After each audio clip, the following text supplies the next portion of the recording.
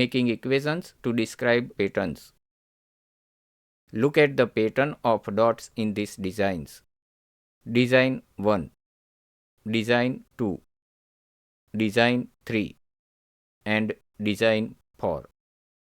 1. Create a table showing the design number and the number of dots. 2. Write an equation that represents the number of dots in any design. 3. Use your equation to find the number of dots in design 15. 1. Creating a table of designs and dots. We start by identifying the variables. The independent variable is the design number, which we call n. The dependent variable is the number of dots, which we call d. Now let's list the information. Design 1 has 2 dots. Design 2 has 5 dots. Design 3 has 8 dots. Design 4 has 11 dots. Independent variable versus dependent variable. The design number n is independent because we choose it freely. The number of dots d is dependent because it changes based on the design number. This means the number of dots depends on the design number. 2. Finding the equation.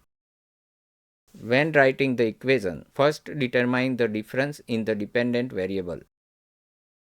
2 plus 3 equals 5. 5 plus 3 equals 8. 8 plus 3 equals 11. The difference in the dependent variable is always 3. So this is a linear pattern with a constant increase of 3 dots each time. Now we test a rule. 1 multiplied by 3, then minus 1 equals 2. 2 multiplied by 3, then minus 1 equals 5. 3 multiplied by 3, then minus 1 equals 8. 4 multiplied by 3, then minus 1 equals 11. This pattern works for every design. So the equation is d is equal to 3n minus 1.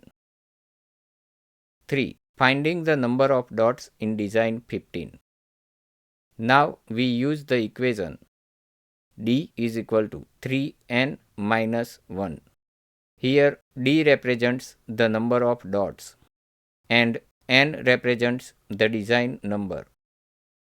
For design 15, d is equal to 3 times 15 minus 1, which equals 44. So design 15 has 44 dots. I hope you enjoyed this video. If you want more math videos, make sure to like and subscribe.